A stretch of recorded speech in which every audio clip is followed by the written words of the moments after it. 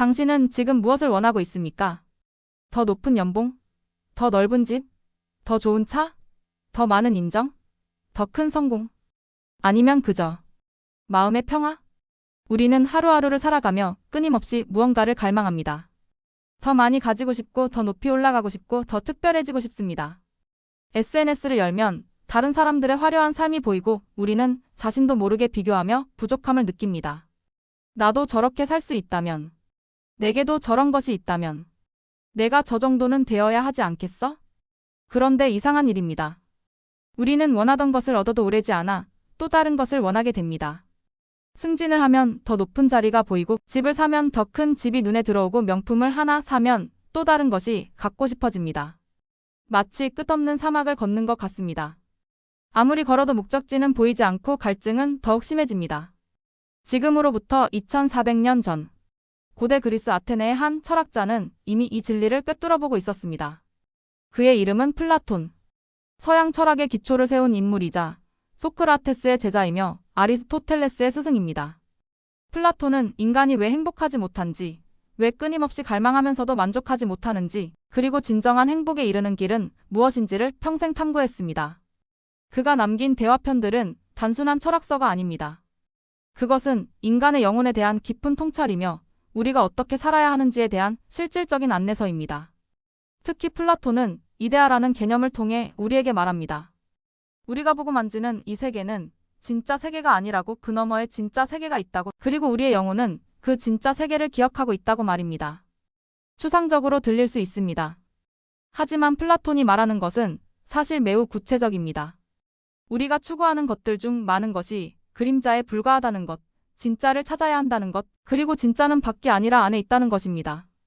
오늘 우리가 함께 나눌 이야기는 플라톤의 단 한 문장에서 시작됩니다. 하지만 이 한 문장은 여러분의 인생을 완전히 다른 방향으로 돌려놓을 수 있는 그런 강력한 진리를 담고 있습니다. 이 한 문장은 여러분에게 묻습니다. 당신이 진짜 원하는 것은 무엇입니까? 당신이 진짜 가져야 할 부는 무엇입니까? 당신이 진짜 행복해지려면 무엇이 필요합니까? 지금부터 우리는 함께 그 답을 찾아가겠습니다. 준비되셨습니까? 그럼 시작하겠습니다. 오늘의 명언. 진정한 부는 적은 것으로도 만족하는 데 있다. 플라톤.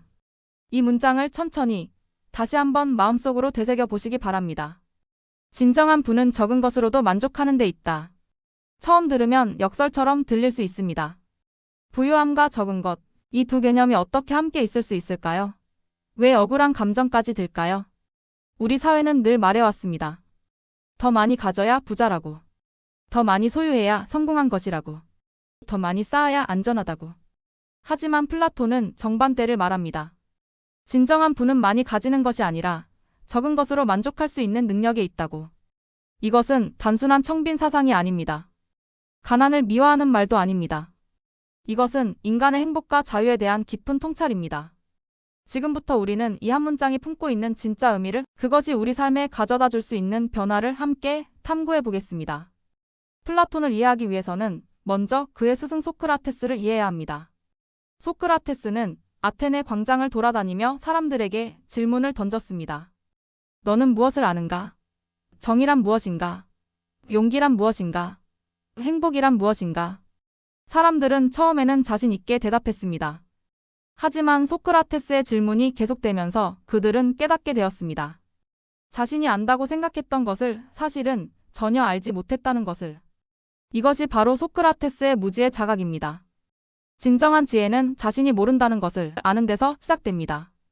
플라톤은 이 스승의 가르침을 받아 더 깊이 들어갔습니다. 그는 물었습니다. 우리는 왜 진짜를 보지 못하는가? 우리는 왜 그림자를 쫓으며 사는가? 그리고 그는 동굴의 비유라는 유명한 이야기를 남겼습니다. 상상해보세요. 어두운 동굴 속에 사람들이 태어날 때부터 묶여 있습니다. 그들은 평생 동굴 벽만 바라보며 살아왔습니다. 그들의 뒤에서는 불이 타오르고 있고 그 불빛에 비친 그림자들이 벽에 투영됩니다. 동굴 속 사람들은 그 그림자가 진짜라고 믿습니다. 왜냐하면 그들은 그것밖에 본 적이 없으니까요. 그들은 그림자를 보며 저것이 말이다, 저것이 나무다라고 말합니다. 어느 날 한 사람이 풀려나 동굴 밖으로 나갑니다. 처음에는 햇빛이 너무 밝아 눈이 부십니다. 하지만 점차 눈이 익숙해지면서 그는 깨닫습니다. 자신이 평생 본 것들은 그림자에 불과했다는 것을. 진짜 말, 진짜 나무, 진짜 세계가 따로 있었다는 것을. 이 비유가 의미하는 것은 무엇일까요? 우리 대부분은 동굴 속에 살고 있습니다. 우리가 보는 것, 우리가 갈망하는 것, 우리가 추구하는 것들의 대부분은 그림자입니다. 진짜가 아닌 것입니다. 물질적 소유, 사회적 지위, 외적 성공, 타인의 인정. 이런 것들은 그림자입니다. 우리는 그것들을 얻으면 행복할 것이라고 생각합니다. 하지만 얻고 나면 깨닫습니다. 그것은 우리가 진짜 원하던 것이 아니었다는 것을. 플라톤은 말합니다. 진짜는 이데아의 세계에 있다고. 이데아란 무엇일까요? 그것은 사물의 본질, 완전한 형태, 영원한 진리를 의미합니다. 조금 어렵게 들릴 수 있습니다. 하지만 실은 우리 모두가 이미 이것을 경험하고 있습니다. 예를 들어볼까요? 우리는 모두 사랑이 무엇인지 압니다. 비록 완벽한 사랑을 경험해 본 적은 없을지라도 우리는 사랑의 본질을 알고 있습니다. 우리는 정의가 무엇인지 압니다. 완벽히 정의로운 사회에 살아본 적은 없지만 우리는 정의의 개념을 이해합니다. 플라톤은 이것이 우리 영혼이 태어나기 전에 이데아의 세계에 있었기 때문이라고 설명합니다. 우리 영혼은 진짜를 이미 알고 있습니다. 하지만 육체에 갇히면서 잊어버렸을 뿐입니다. 그래서 우리는 끊임없이 갈망합니다. 무언가 부족하다고 느낍니다. 하지만 그 갈망의 진짜 대상을 모릅니다. 그래서 우리는 그림자를 쫓습니다. 더 많은 돈을 벌면 행복할 것 같습니다. 하지만 돈을 벌고 나면 또 다른 것이 필요합니다. 더 높은 지위에 오르면 만족할 것 같습니다. 하지만 올라가고 나면 또 더 높은 곳이 보입니다. 더 많은 사람들의 인정을 받으면 충만할 것 같습니다. 하지만 인정을 받고 나면 그 인정도 부족하게 느껴집니다. 왜일까요? 왜 우리는 만족하지 못할까요? 플라톤은 답합니다. 우리가 잘못된 것을 추구하고 있기 때문이라고. 우리는 그림자를 쫓고 있기 때문이라고. 그렇다면 우리가 진짜 추구해야 할 것은 무엇일까요? 플라톤은 그것을 선이라고 불렀습니다. 선은 모든 이데아 중에 최고 이데아입니다. 그것은 진리이자 아름다움이며 정의이자 사랑입니다. 그리고 가장 중요한 것은 선은 우리 영혼 안에 있다는 것입니다. 외부에서 무언가를 더 얻는다고 해서 우리가 선에 가까워지는 것이 아닙니다. 오히려 외부에 대한 집착을 내려놓고 내면으로 들어갈 때 우리는 진짜를 만납니다. 이것이 바로 오늘의 명언이 말하는 것입니다. 진정한 부는 적은 것으로도 만족하는 데 있다. 진정한 부는 많이 가지는 것이 아닙니다. 진정한 부는 외부 대상에 대한 의존에서 벗어나는 것입니다. 진정한 부는 내면의 충만함을 발견하는 것입니다. 적은 것으로 만족할 수 있다는 것은 외부 조건이 나를 지배하지 못한다는 의미입니다. 그것은 내가 진짜 가치를 알고 있다는 의미입니다. 그것은 나의 행복이 나로부터 나온다는 의미입니다. 이것이 진정한 자유입니다. 이것이 진정한 부유함입니다. 플라톤은 국가라는 저서에서 영혼의 구조에 대해 이야기합니다. 그는 인간의 영혼을 세 부분으로 나눕니다. 이성, 기계, 욕망입니다. 욕망은 영혼의 가장 기본적인 부분입니다. 배고픔, 갈증, 성욕, 물질적 소유욕. 이런 것들이 여기에 속합니다. 욕망 그 자체는 나쁜 것이 아닙니다. 우리가 살아가는데 필요한 것이니까요. 기계는 명예, 자존심, 분노, 용기와 관련된 부분입니다. 기계는 우리가 부당함에 맞서고 자신의 가치를 지키게 만듭니다. 이성은 영혼의 가장 높은 부분입니다. 진리를 추구하고 옳고 그름을 판단하고 전체를 조망하는 능력입니다. 플라톤은 말합니다. 행복한 삶, 정의로운 삶은 이 세 부분이 조화를 이룰 때 가능하다고. 그리고 그 조화는 이성이 주도할 때 이루어진다고. 비유를 들어보겠습니다. 영혼은 마치 마차와 같습니다. 이성은 마부이고 기계와 욕망은 두 마리의 말입니다. 한 마리는 고귀하고 순종적이지만 다른 한 마리는 거칠고 제멋대로입니다. 좋은 마부는 두 말을 잘 다룹니다. 고귀한 말의 힘을 활용하면서 거친 말을 통제합니다. 그래서 마차는 올바른 방향으로 나아갑니다. 하지만 마부가 능력이 없으면 어떻게 될까요? 거친 말이 마차를 끌고 가버립니다. 마차는 길을 잃고 헤매게 됩니다. 현대를 사는 우리 대부분이 바로 이 상태입니다. 우리의 욕망이 우리를 끌고 갑니다. 더 가져야 해, 더 높이 올라가야 해, 더 특별해져야 해라고 욕망이 외칩니다. 그리고 우리는 그 말을 따라갑니다. 이성은 뒤에서 외칩니다. 잠깐, 이게 진짜 내가 원하는 거야? 이게 진짜 너를 행복하게 만들어? 하지만 욕망의 소리가 너무 크기 때문에 이성의 목소리는 들리지 않습니다. 그 결과는 무엇일까요? 우리는 끊임없이 달립니다. 하지만 어디로 가는지 모릅니다. 우리는 많은 것을 얻습니다. 하지만 만족하지 못합니다. 우리는 바쁘게 살아갑니다. 하지만 공허함을 느낍니다. 플라톤이 말하는 적은 것으로 만족하는 삶은 욕망을 억압하는 것이 아닙니다. 그것은 이성이 영혼을 주도하도록 하는 것입니다. 이성이 주도할 때 우리는 진짜와 가짜를 구분할 수 있습니다. 우리는 무엇이 정말 필요한지, 무엇이 단지 원하는 것인지를 알 수 있습니다. 우리는 욕망의 노예가 되지 않고 욕망의 주인이 될 수 있습니다. 그러면 놀라운 일이 일어납니다. 적은 것으로도 충분해집니다. 왜냐하면 우리가 진짜 필요한 것이 생각보다 많지 않다는 것을 알게 되니까요. 배고플 때 맛있는 음식 한 끼, 피곤할 때 편안한 잠, 외로울 때 진심 어린 대화, 혼란스러울 때 고요한 시간. 이런 것들이면 충분합니다. 그런데 우리는 그 이상을 원합니다. 미슐랭 레스토랑에서 먹어야 한다고, 최고급 침대에서 자야 한다고, 수백 명의 친구가 있어야 한다고, 끊임없이 자극받아야 한다고 생각합니다. 하지만 플라톤은 묻습니다. 그것들이 진짜 너를 더 행복하게 만드는가? 기본적인 필요가 충족된 이후 더 많은 물질적 소유는 행복을 크게 증가시키지 않습니다. 오히려 불안을 증가시키기도 합니다. 더 많이 가질수록 잃을 것도 많아지니까요. 진정한 부는 많이 가지는 것이 아니라 충분함을 아는 것입니다. 진정한 자유는 무엇이든 살 수 있는 돈이 있는 것이 아니라 원하지 않는 것을 원하지 않을 수 있는 능력입니다. 진정한 행복은 모든 것을 얻는 것이 아니라 가진 것에 감사할 수 있는 마음입니다. 이것이 플라톤이 말하는 영혼의 조화입니다. 그리고 이 조화를 이룬 사람, 그가 진정으로 부유한 사람입니다. 그럼 이제 실제 삶의 이야기로 들어가 보겠습니다. 몇 년 전 저는 한 사업가를 만났습니다. 50대 초반의 그분은 IT 기업을 운영하며 큰 성공을 거둔 분이었습니다. 회사는 코스닥에 상장되었고 그분의 자산은 수백억 원에 달했습니다. 강남에 큰 집이 있었고 외제차 여러 대를 소유하고 있었으며 자녀들은 모두 해외 명문대에 다니고 있었습니다. 객관적으로 보면 그분은 성공한 삶을 살고 있었습니다. 많은 사람들이 부러워하는 삶이었습니다. 하지만 첫 만남에서 그분은 이렇게 말했습니다. 저는 제가 왜 이렇게 사는지 모르겠어요. 그분의 목소리에는 깊은 공허함이 묻어 있었습니다. 20대에 창업했을 때는 달랐어요. 꿈이 있었죠. 좋은 제품을 만들어서 사람들에게 도움을 주고 싶었어요. 밤을 새워 일해도 즐거웠어요. 돈도 별로 없었지만 행복했어요. 그분은 고개를 떨구며 잠시 말을 멈추고 창밖을 바라보았습니다. 그런데 회사가 커지면서 모든 게 달라졌어요. 매출이 목표가 되었고 주가가 제 기분을 좌우했어요. 더 큰 집으로 이사했고 더 비싼 차를 샀어요. 자녀들을 해외로 유학 보냈죠. 그러면 행복하셨겠네요. 그분은 쓸쓸하게 웃었습니다. 그게 아니었어요. 이상하게도 더 불안해지더라고요. 더 많이 가질수록 잃을까봐 더 두려워졌어요. 경쟁사가 신제품을 내놓으면 밤잠을 못 이뤘어요. 주가가 떨어지면 하루 종일 초조했어요. 가족 관계는 어떠셨나요? 그분의 표정이 어두워졌습니다. 아내와는 예전처럼 이야기하지 않게 되었어요. 저는 일에 대한 이야기만 하고 아내는 아이들 이야기만 했죠. 우리는 같은 집에 살지만 서로 다른 세계에 사는 것 같았어요. 아이들은요? 아이들과는 더 심했죠. 1년에 몇 번 보지도 못했어요.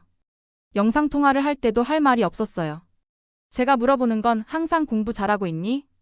용돈은 충분하니? 였어요. 아이들도 네 하고 대답할 뿐이었죠. 그분은 깊은 한숨을 쉬었습니다. 어느 날 깨달았어요. 제가 이 모든 것을 위해 무엇을 잃었는지를. 저는 돈을 벌었지만 시간을 잃었어요. 큰 집을 얻었지만 가족을 잃었어요. 사회적 지위를 얻었지만 내면의 평화를 잃었어요. 그래서 어떻게 하셨어요? 저는 멈춰야겠다고 생각했어요. 이대로 가다가는 모든 걸 잃을 것 같았거든요. 이미 충분히 가진 것 같은데도 계속 더 원하는 제 모습이 무서웠어요. 그날 이후 이 대표님은 조금씩 변화를 시도하기 시작했습니다. 회사의 운영을 전문 경영인에게 상당 부분 맡겼습니다. 매일 새벽부터 밤늦게까지 일하던 습관을 바꿨습니다. 저녁 6시에는 퇴근하기로 결심했습니다. 처음에는 힘들고 불안했습니다. 내가 없으면 회사가 어떻게 되나? 중요한 결정을 놓치면 어쩌지? 이런 생각들이 끊임없이 떠올랐습니다. 하지만 그분은 참았습니다. 그리고 저녁 시간을 가족과 보내기 시작했습니다. 처음에는 어색했습니다. 20년 만에 매일 가족과 저녁을 먹는 것이었으니까요. 아내와 무슨 이야기를 해야 할지 몰랐고 아이들과는 더욱 어색했습니다. 하지만 시간이 지나면서 조금씩 달라졌습니다. 저녁 식사 시간에 그날 있었던 일들을 이야기 나누기 시작했습니다. 주말에는 함께 산책을 하거나 영화를 보았습니다. 명절에는 해외에 있는 아이들이 돌아왔고 온 가족이 함께 시간을 보냈습니다. 그리고 놀라운 일이 일어났습니다. 제가 행복해지더라고요. 진짜로요. 6개월 후 다시 만난 이 대표님은 완전히 다른 사람 같았습니다. 얼굴에서 긴장이 사라졌고 눈빛이 평화로워 보였습니다. 회사는 어떻게 되었어요? 신기하게도 더 잘 되고 있어요. 제가 모든 것을 통제하려고 하지 않으니까 오히려 직원들이 더 자율적으로 일하더라고요. 실적도 좋아졌어요. 가족 관계는요? 그분의 얼굴에 따뜻한 미소가 번졌습니다. 아내와 다시 사랑에 빠진 것 같아요. 우리는 매일 저녁 산책을 하면서 이야기를 나눠요. 예전처럼 손을 잡고 걸어요. 아이들도. 이제 전화할 때 진짜 이야기를 해요. 성적이 아니라 꿈에 대해, 고민에 대해, 삶에 대해 이야기해요. 가장 큰 변화는 무엇인가요? 그분은 잠시 생각하더니 이렇게 말했습니다. 제가 행복하기 위해 더 많은 것이 필요하지 않다는 걸 깨달았어요. 저는 이미 충분히 가지고 있었어요. 그런데 그걸 느끼지 못하고 계속 더 원했던 거죠. 지금은 어떤가요? 지금은 감사해요. 매일 아침 눈을 뜰 수 있는 것, 사랑하는 사람들과 함께 할 수 있는 것, 의미 있는 일을 할 수 있는 것. 이런 것들이 얼마나 귀한지 알게 되었어요. 저는 진짜 부자가 된 것 같아요. 이 대표님의 이야기는 플라톤의 명언을 완벽하게 보여줍니다. 진정한 부는 많이 가지는 것이 아니라 충분함을 아는 것입니다. 진정한 부는 적은 것으로도 만족할 수 있는 능력입니다. 그분은 수백억 원의 자산을 가지고 있었지만 불행했습니다. 하지만 외부 조건은 그대로인데도 내면의 관점이 바뀌자 행복해졌습니다. 진짜 부는 밖에 있지 않았습니다. 안에 있었습니다. 또 다른 이야기를 들려드리겠습니다. 대학을 갓 졸업한 준호 씨의 이야기입니다. 준호 씨는 명문대 공대를 우수한 성적으로 졸업했습니다. 여러 대기업에서 입사 제안이 들어왔습니다. 동기들은 모두 부러워했고 부모님은 자랑스러워하셨습니다. 그런데 준호 씨는 고민에 빠졌습니다. 저는 진짜로 이 일을 하고 싶은 건지 모르겠어요. 그는 대학 4년 내내 취업을 위해 공부했습니다. 좋은 학점을 받기 위해, 스펙을 쌓기 위해, 대기업에 들어가기 위해 모든 것을 바쳤습니다. 그런데 막상 목표를 이룬 지금 공허함을 느꼈습니다. 제가 진짜 원하는 게 뭔지 모르겠어요. 그냥 다들 이렇게 하니까 저도 따라온 것 같아요. 준호 씨는 몇 달간 고민했습니다. 그리고 용기를 내어 부모님께 말씀드렸습니다. 저 대기업 입사를 포기하고 1년간 쉬면서 제가 진짜 하고 싶은 일을 찾아보고 싶어요. 부모님은 강하게 반대하셨습니다. 내가 미쳤니? 얼마나 좋은 기회인데. 다른 애들은 들어가려고 난리인데 왜 포기하려고 해? 내 나이 생각해봐. 1년을 쉬면 경력이 끊겨. 하지만 준호 씨는 결심이 확고했습니다. 저는 제 인생을 살고 싶어요. 남들이 부러워하는 삶이 아니라 제가 만족하는 삶을 살고 싶어요. 결국 그는 대기업 입사를 포기했습니다. 그리고 작은 시골 마을로 내려갔습니다. 그곳에서 준호 씨는 농사를 배우기 시작했습니다. 유기농 채소를 키우는 젊은 농부의 조수가 되었습니다. 월급은 대기업의 5분의 1도 안 되었습니다. 작은 방 하나를 얻어 살았고 생활은 검소했습니다. 주변 사람들은 이해하지 못했습니다. 동기들은 연락이 끊겼습니다. 쟤 뭐 하는 거야? 라는 소문이 돌았습니다. 하지만 준호 씨는 달랐습니다.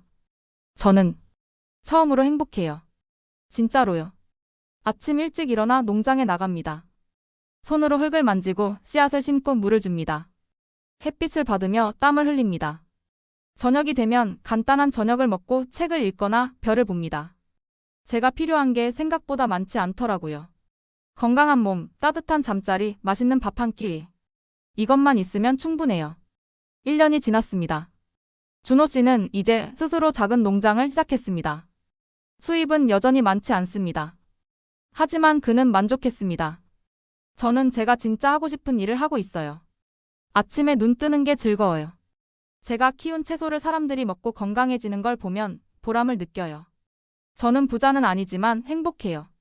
준호 씨의 이야기는 우리에게 중요한 질문을 던집니다. 당신은 진짜로 무엇을 원하십니까?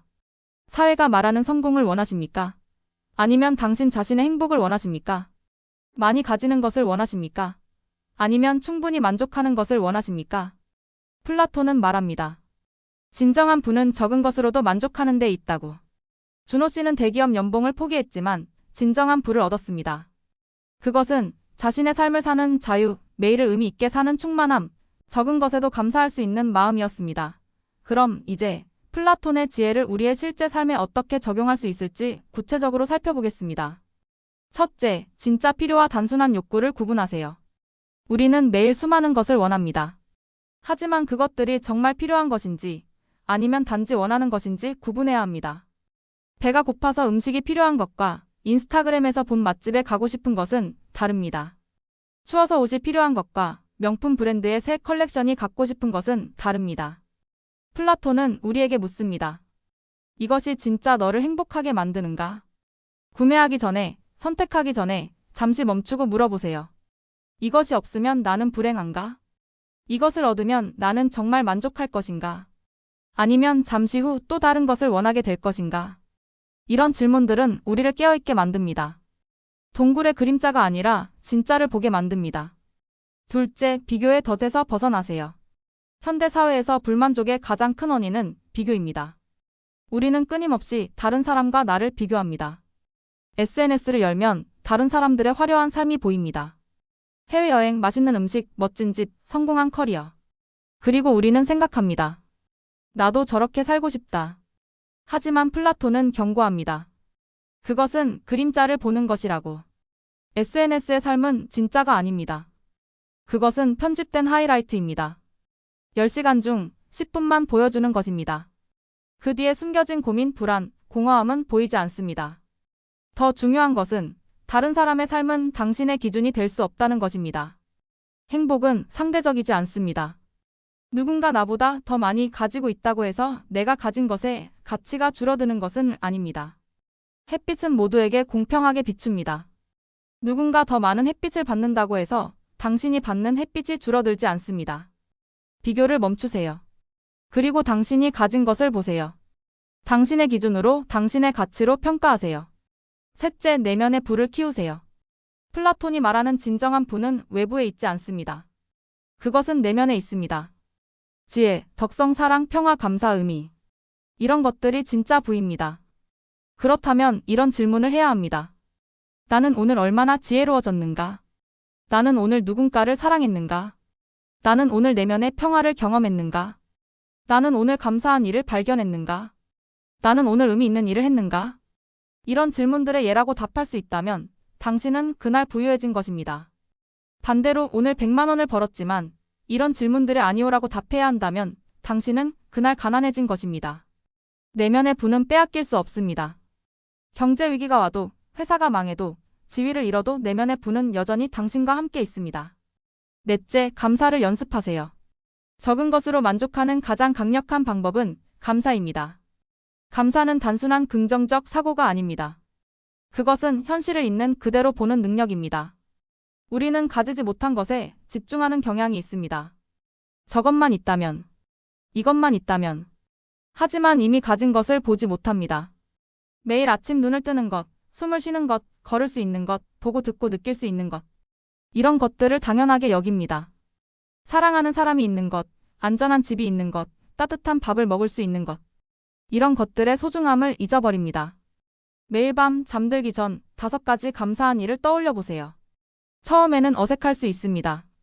하지만 계속하다 보면 당신의 시선이 달라질 것입니다. 부족한 것이 아니라 풍요로운 것이 보이기 시작할 것입니다. 그리고 당신은 깨닫게 될 것입니다.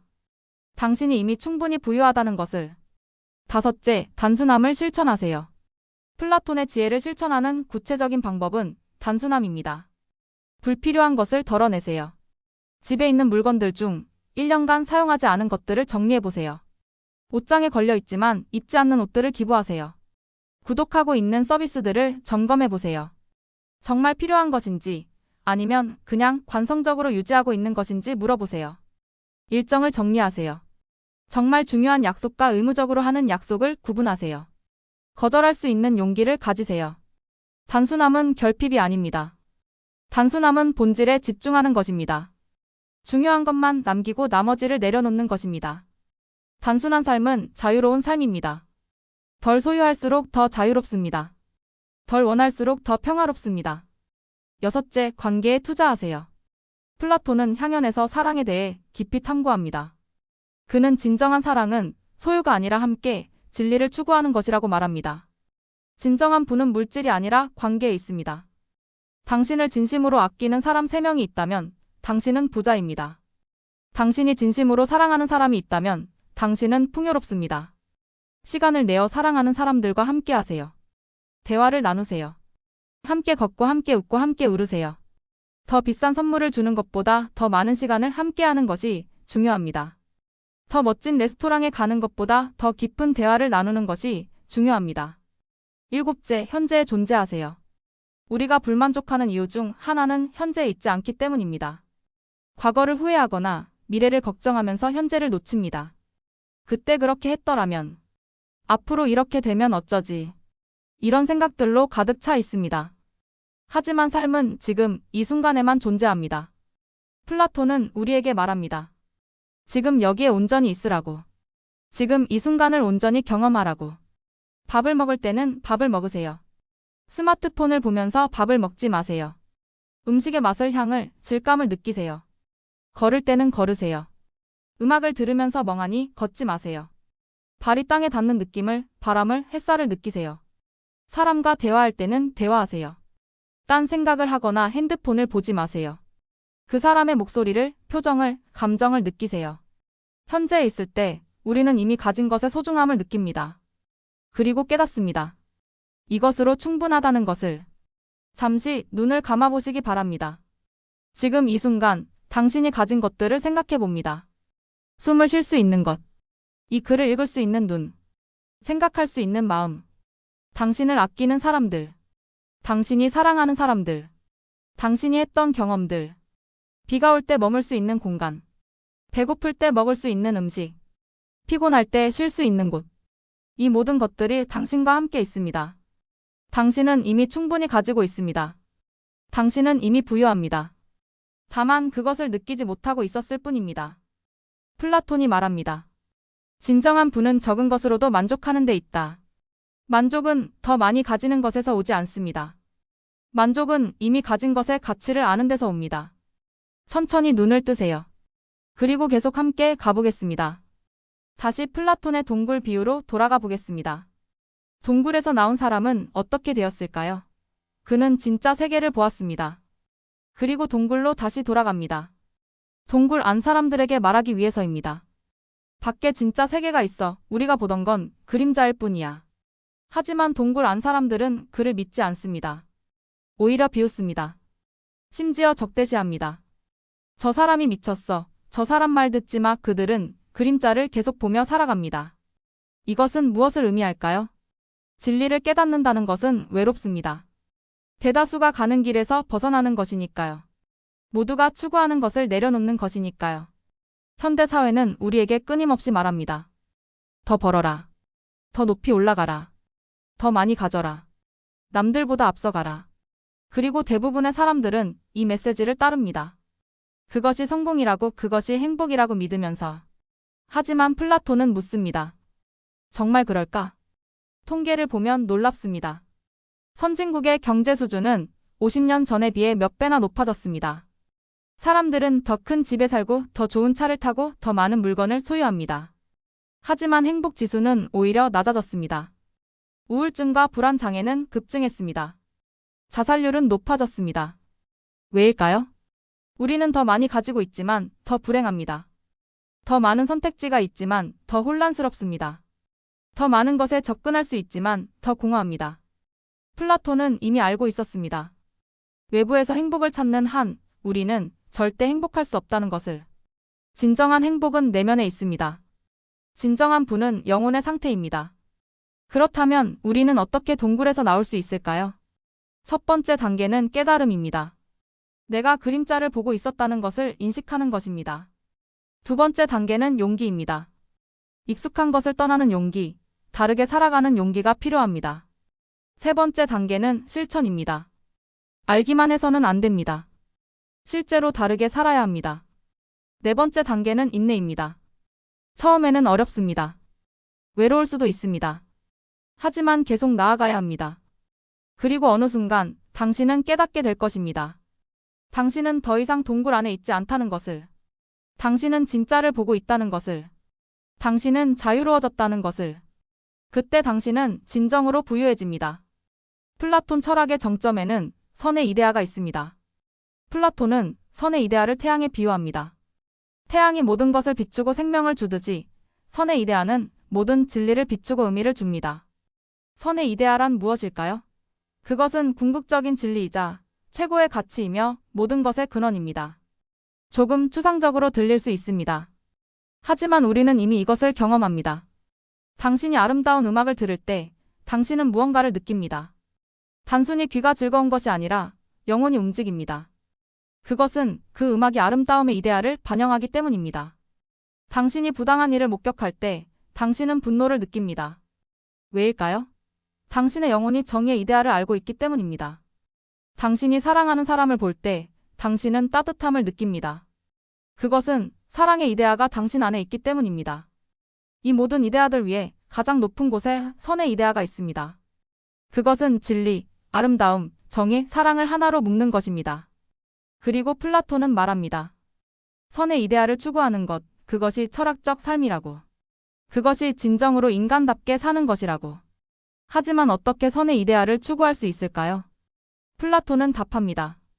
덕을 실천함으로써라고. 지혜 진리를 추구하고 본질을 꿰뚫어보는 능력. 용기 옳은 것을 위해 두려움을 극복하는 힘. 절제 욕망을 통제하고 균형을 유지하는 능력. 정의 각자에게 합당한 것을 주고 조화를 이루는 것. 이 네 가지 덕을 기본 덕이라고 부릅니다. 그리고 오늘의 명언. 진정한 부는 적은 것으로도 만족하는 데 있다는 바로 절제의 덕과 직접 연결됩니다. 절제는 단순히 욕망을 억누르는 것이 아닙니다. 그것은 이성이 욕망을 다스리는 것입니다. 그것은 진짜 필요와 헛된 욕구를 구분하는 지혜입니다. 절제가 있을 때 우리는 적은 것으로도 만족할 수 있습니다. 왜냐하면 우리가 진짜 필요한 것이 많지 않다는 것을 알기 때문입니다. 절제가 있을 때 우리는 자유롭습니다. 욕망의 노예가 아니라 욕망의 주인이 되기 때문입니다. 절제가 있을 때 우리는 행복합니다. 외부 조건에 의존하지 않고 내면의 평화를 유지할 수 있기 때문입니다. 플라톤은 국가에서 이상적인 국가를 그립니다. 그 국가에서는 각자가 자신의 역할을 하고 지혜로운 자가 다스리며 모두가 조화를 이룹니다. 하지만 그는 이것이 단지 국가에 대한 이야기가 아니라고 말합니다. 그것은 영혼에 대한 비유라고 합니다. 이상적인 영혼은 이성이 다스리고 기계와 욕망이 각자의 역할을 하며 모든 부분이 조화를 이룹니다. 그런 영혼을 가진 사람은 행복합니다. 외부 상황이 어떻든 그는 내면의 평화를 유지할 수 있습니다. 왜냐하면 그의 부는 밖이 아니라 안에 있기 때문입니다. 이것이 플라톤이 말하는 진정한 부입니다. 이제 더욱 구체적인 실천 방법들을 살펴보겠습니다. 실천 방법 첫 번째, 소비 전에 24시간을 기다리세요. 충동 구매는 우리를 가난하게 만듭니다. 돈이 없어서가 아니라 만족할 줄 모르게 만들기 때문입니다. 무언가를 사고 싶을 때 즉시 사지 마세요. 24시간을 기다리세요. 그리고 다시 물어보세요. 나는 이것이 정말 필요한가? 놀랍게도 대부분의 경우 24시간 후에는 그것이 필요하지 않다는 것을 깨닫게 됩니다. 그 순간의 욕구는 사라지고 이성이 돌아옵니다. 이 연습은 당신에게 두 가지를 가르쳐 줍니다. 첫째, 당신의 욕망은 대부분 일시적이라는 것. 둘째, 당신은 생각보다 적게 필요하다는 것. 실천 방법 두 번째, 충분함의 선을 그으세요. 얼마나 있으면 충분한가? 이 질문에 답할 수 있는 사람이 많지 않습니다. 우리는 끝없이 더 원합니다. 조금만 더, 조금만 더. 하지만 조금만 더는 결코 오지 않습니다. 목표를 이루면 목표가 올라갑니다. 마치 지평선을 향해 걷는 것과 같습니다. 아무리 가도 지평선은 여전히 저 멀리 있습니다. 그러니 의도적으로 선을 그으세요. 나는 이만큼의 집이면 충분하다. 나는 이만큼의 수입이면 충분하다. 나는 이만큼의 옷이면 충분하다. 물론 이 선은 사람마다 다릅니다.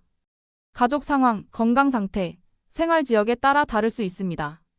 중요한 것은 선을 긋는 행위 자체입니다. 선을 긋는 순간 당신은 자유로워집니다. 더 이상 끝없는 경쟁에서 뛰지 않아도 됩니다. 이미 충분하니까요. 실천 방법 세 번째, 경험에 투자하세요. 소유가 아니라.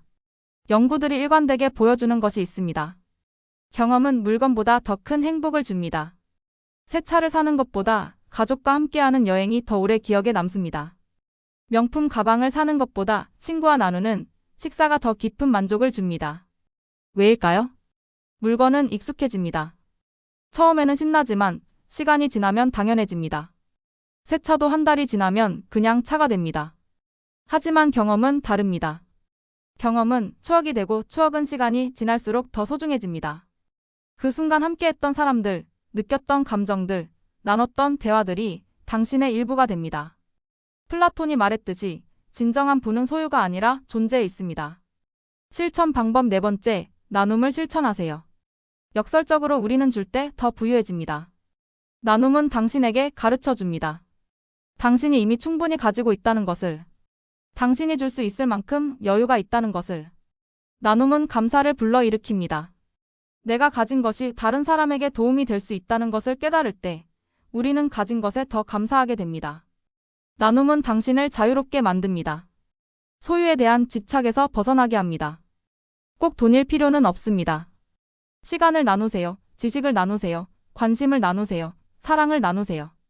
줄수록 당신은 더 가득 찰 것입니다. 실천 방법 다섯 번째, 자연과 연결되세요. 현대인은 인공적인 환경에서 대부분의 시간을 보냅니다. 콘크리트 건물, 형광등, 에어컨, 자동차, 스마트폰. 하지만 우리는 자연의 일부입니다. 그리고 자연은 우리에게 중요한 것을 가르쳐 줍니다. 나무는 경쟁하지 않습니다. 그냥 자랍니다. 강물은 서두르지 않습니다. 그냥 흐릅니다. 새는 내일을 걱정하지 않습니다. 그냥 노래합니다. 자연 속에 있을 때 우리는 단순함을 배웁니다. 본질을 봅니다. 불필요한 것들이 떨어져 나갑니다. 일주일에 한 번이라도 자연 속에 나가보세요. 산을 걷거나 바다를 보거나 공원에 앉거나. 그리고 그저 있어 보세요. 자연은 당신에게 말해줄 것입니다. 당신은 이미 충분하다고. 실천 방법 여섯 번째, 의미 있는 일을 하세요. 플라톤은 말합니다. 진정한 행복은 쾌락이 아니라 의미에서 온다고. 당신이 하는 일이 의미 있을 때 당신은 높은 연봉 없이도 만족할 수 있습니다. 당신이 하는 일이 다른 사람에게 도움이 될 때 당신은 외적 인정 없이도 보람을 느낍니다. 자신에게 물어보세요. 내가 하는 일은 세상을 조금이라도 더 나은 곳으로 만드는가? 내가 하는 일은 누군가에게 도움이 되는가? 내가 하는 일은 내 가치관과 일치하는가? 만약 이 질문들에 아니오라고 답해야 한다면 아무리 많이 벌어도 공허할 것입니다. 하지만 예라고 답할 수 있다면 적게 벌어도 충만할 것입니다. 실천 방법 일곱 번째, 죽음을 기억하세요. 플라톤은 철학은 죽음의 연습이라고 말했습니다. 죽음을 기억하는 것은 우울한 일이 아닙니다. 오히려 그것은 우리를 깨어있게 만듭니다. 우리는 언젠가 죽습니다. 그때 우리는 아무것도 가져갈 수 없습니다. 집도 차도 돈도 지위도. 하지만 우리가 누구였는지, 어떻게 살았는지, 누구를 사랑했는지, 무엇을 의미 있게 여겼는지는 남습니다. 죽음의 침대에 누웠을 때 당신은 후회할 것입니다. 더 많은 시간을 일에 쓸 거라고? 아닙니다. 더 큰 집을 살 거라고? 아닙니다. 더 비싼 차를 탈 거라고? 아닙니다. 당신은 후회할 것입니다. 사랑하는 사람들과 더 많은 시간을 보낼 걸. 더 의미 있는 일을 할 걸. 더 용기 있게 살 걸. 더 진실하게 살 걸. 죽음을 기억하세요. 그러면 무엇이 진짜 중요한지 보입니다. 그리고 적은 것으로도 만족하게 됩니다. 왜냐하면 진짜 중요한 것은 생각보다 많지 않으니까요. 우리는 오늘 긴 여정을 함께 했습니다. 플라톤의 단 한 문장에서 시작해서 인간의 욕망, 행복의 본질, 그리고 진정한 부의 의미까지 탐구해 보았습니다. 다시 한번 그 문장을 되새겨봅니다. 진정한 부는 적은 것으로도 만족하는 데 있다. 이 문장이 처음 들었을 때와 지금은 다르게 느껴질 것입니다. 이것은 청빈을 강요하는 말이 아닙니다. 가난을 미화하는 말도 아닙니다. 이것은 자유에 대한 이야기입니다. 외부 조건으로부터의 자유. 끝없는 욕망으로부터의 자유. 비교와 경쟁으로부터의 자유. 이것은 행복에 대한 이야기입니다. 밖에서 찾는 행복이 아니라 안에서 발견하는 행복. 얻음으로써 느끼는 행복이 아니라 있음으로써 느끼는 행복. 소유에서 오는 행복이 아니라 존재에서 오는 행복. 이것은 지혜에 대한 이야기입니다. 진짜와 가짜를 구분하는 지혜. 중요한 것과 중요하지 않은 것을 구분하는 지혜. 충분함을 아는 지혜. 플라톤은 2400년 전에 살았지만 그의 메시지는 오늘날 더욱 절실합니다. 우리는 인류 역사상 가장 풍요로운 시대를 살고 있습니다. 하지만 우리는 가장 불만족스러운 세대이기도 합니다. 우리는 더 많은 것에 접근할 수 있습니다. 하지만 우리는 더 공허합니다. 우리는 더 많은 선택지를 가지고 있습니다. 하지만 우리는 더 혼란스럽습니다. 우리는 더 연결되어 있습니다. 하지만 우리는 더 외롭습니다. 왜일까요? 우리가 동굴 속에서 그림자를 보고 있기 때문입니다. 우리가 진짜를 잃어버렸기 때문입니다. 하지만 희망이 있습니다. 당신은 언제든 동굴에서 나올 수 있습니다. 당신은 언제든 다르게 살 수 있습니다. 당신은 언제든 진정한 부를 선택할 수 있습니다. 오늘 밤부터 시작할 수 있습니다. 당신이 가진 것에 감사하는 것으로. 당신이 필요하지 않은 것을 원하지 않는 연습으로. 당신의 내면을 들여다보는 것으로. 내일 아침부터 시작할 수 있습니다. 비교를 멈추는 것으로. 현재에 존재하는 것으로. 의미 있는 것에 집중하는 것으로. 작게 시작하세요. 하지만 시작하세요. 플라톤이 말했듯이 지혜는 알기만 하는 것이 아닙니다. 지혜는 알을 삶으로 옮기는 것입니다. 당신이 오늘 이 영상을 보았다는 것은 우연이 아닙니다. 당신의 영혼이 이미 알고 있었습니다. 무언가 달라져야 한다는 것을. 그 목소리를 따르세요. 그 직관을 믿으세요. 그 길을 가세요. 그러면 어느새 당신은 깨닫게 될 것입니다. 당신은 이미 부유했다는 것을. 당신은 이미 충분했다는 것을. 당신은 이미 행복할 수 있었다는 것을. 진정한 부는 적은 것으로도 만족하는 데 있습니다. 그리고 그 만족은 밖이 아니라 안에서 옵니다. 당신의 새로운 시작을 응원합니다. 당신이 진정한 부를 발견하기를. 당신이 진짜 자유를 경험하기를. 당신이 깊은 행복을 누리기를. 플라톤의 지혜가 당신과 함께하기를. 감사합니다.